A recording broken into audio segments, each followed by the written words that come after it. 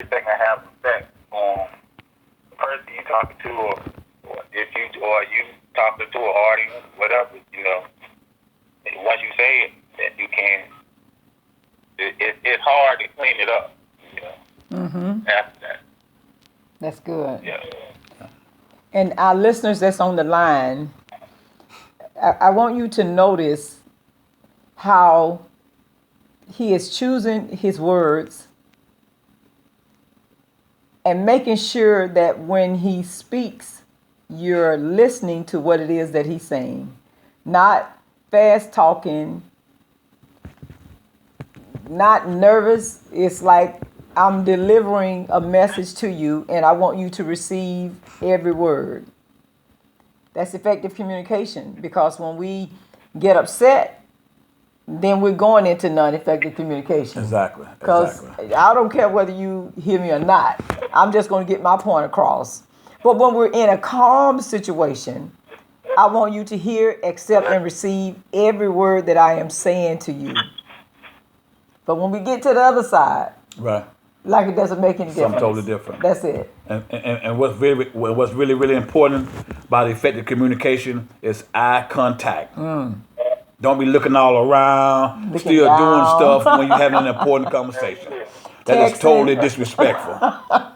Man of God, we really do appreciate the time that you have given us on tonight. You don't have to hang up, because I know at the end, these ladies and gentlemen They're on here ready. might want to ask you guys some questions They are and everything. ready. So this is why we went for the best and not the last. Amen, somebody. I'm telling you, man of God, we really do appreciate you. Just hang on for a little while I bring my brother, Apostle Carlos Brown, out of Macon, Georgia, on this line here. Apostle Carlos, how we doing today, sir?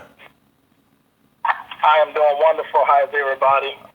Doing Man well. of God, we are doing well, man of God. I was just so honored, man, when you said yes. I'd be delighted to do it. You can hear, I almost did a cartwheel, but I thought about some things, Yes, I mean, that thing came to reality real quick. Listen, Evangelist and Andrew, don't y'all be laughing at my husband. I was more honored, man, when you text me and asked me. I was like, oh wow. So yes. Non-communication and effective communication that affect us in our childhood as well as our adulthood, in friendship, relationship, marriage, as well as the workforce. Talk to us, man of God, about each one of those topics on tonight. Man, my brothers, they hit on some key points, and I won't be long. But growing up as a child, my granddaddy, one of the things he said, no matter what or how old you are, when you talk to anybody, you look them in their eyes. He says, and like the gentleman said, your word is your bond. And my grandmother used to say, a man can't be just breath and britches. Come on now. He put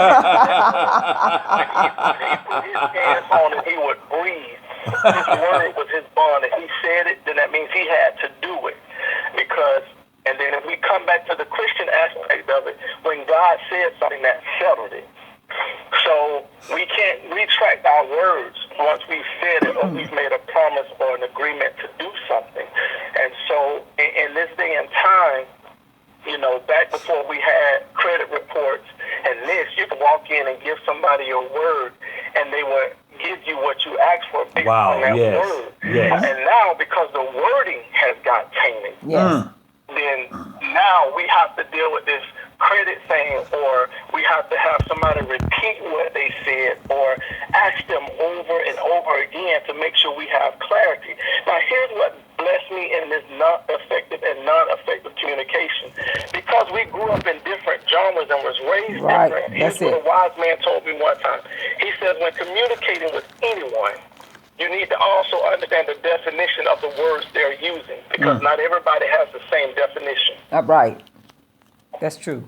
So what he was saying was that if somebody uses a word, you have to ask them what definition or what, in the sentence they use it in, what do you define that as? Because if we don't get the clear definition, when you say I love you, you could just be saying that as phileo or agape. See, We discussed Come on now. that. Come on now. Come on. So we have to make sure that we have clarification on the definitions, because a lot of cultures have words that don't mean the same thing in English. So we have to make sure when we're communicating that we're precise. Now, here's what also blessed me in non-effective and effective communication. We have to learn to be honest. It might not feel good. It might not sit well. And guess what? A lot of times we don't like the truth, but I'm glad somebody told me the truth, because it gave me a clear perspective on how to view things before I move forward in any decision. Come on now. Yes, sir. So in communicating for non-effective and effective communication, we can't have yes men. Oh, Every okay. time somebody says something, you agree to it, and you know it's wrong. So this is what we find out that goes on in the churches and in our homes, because you don't want to start nothing, or you don't want to offend anybody, or you don't want any confusion. You go along with the untruth or the lie. That's true. That's true. Versus correcting it.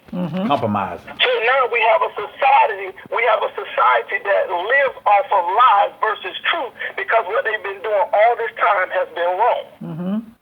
Because nobody corrected it, because we didn't want to offend anybody. Right. So, you know, at the end of it, you're right. What we allow to happen in our home will eventually spill out in our private life, public life, and in our work life, because if we don't learn how to balance it, then the communication is going to be off all the way around. Yes, it is. And so what I've learned in my studying and in my lifetime, that when the communication is off, somebody's out of place. Let me I'll give you the scripture. It says that when God got ready to commune with Adam, it was in the cool of the day, but because Adam had lost the zeal to communicate with him based on his sin, he was out of place. Come on now. Come on, go on in there. Go on in there. And so, guess what? Adam had to be called or summoned 3 times before he answered. Sometimes in a relationship, when we know we're wrong and the spouse begins to ask questions, we'll delay answering them because we already know we're wrong. All right. So when we get to that point, we have to confess. He says, confess our sins one to another. It might not be that you sin, but when the communication is off, we're 9 out of 10 going to do the right thing the wrong way. My That's Lord. true. My God. My God. That's all I have for y'all. Wow. I'm finna go in there and look in the mirror.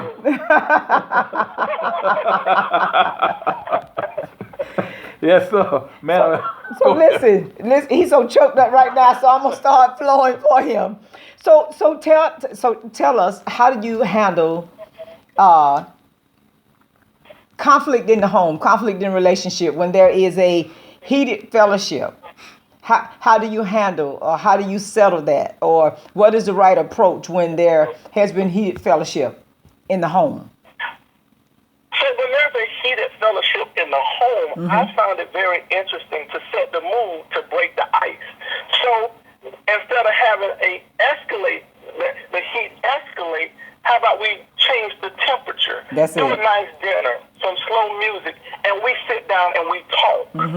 Because it's okay to agree to disagree. Right. But we cannot go to bed angry. So what we have to do is we have to set the mood to be conducive. Watch this. If the ground is not broken, the seed cannot be planted. That's it. Come on now. That's it. So we have to break up that fallow ground, because understand this: in order for the ground, the farmer, before he does anything, he burns the ground. That's Yes. the heat. Okay. But as the ground is burning, he also takes water to cool it off. Come on We now. have to balance that thing.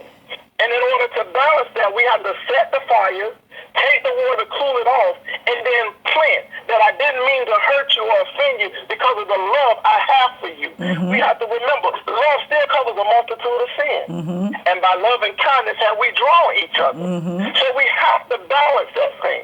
And so I found that, one, as men, we have to just admit when we're wrong. That's it. That's it. There's nothing wrong with that. Admit when you're wrong.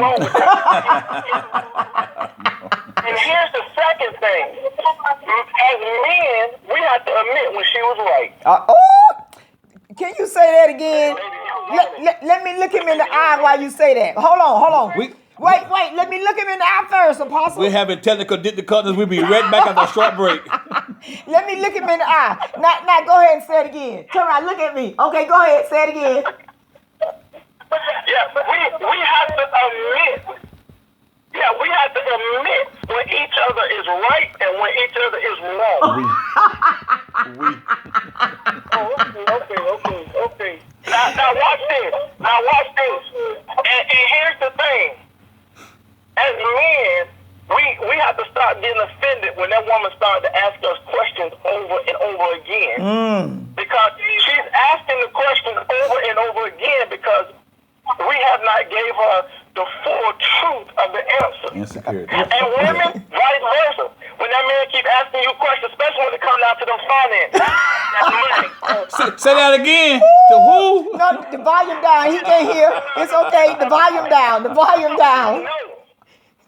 We're having issues with the phone. Put the volume back up just a little bit. When it comes down to that financial portion of it, you cannot be around it. When he asks you, what did you do and what did you do? I just went here and I went there. We don't want to find it later when we go to look at the billing statement or this and that. You need to know the truth. If you spent it, baby, you just spent it. Come on. All the bottom out of it. Set yourself free tonight. I'm free now. So in order to balance it and have that effective communication, we just need to be open and honest with each other. Right. When the non-effective communication set in, you're opening up the doors for other things to be found and other escalations to come forth. And watch this, any plate that's too full gonna break. Come on. Yes, sir. That's yes, real. Sir.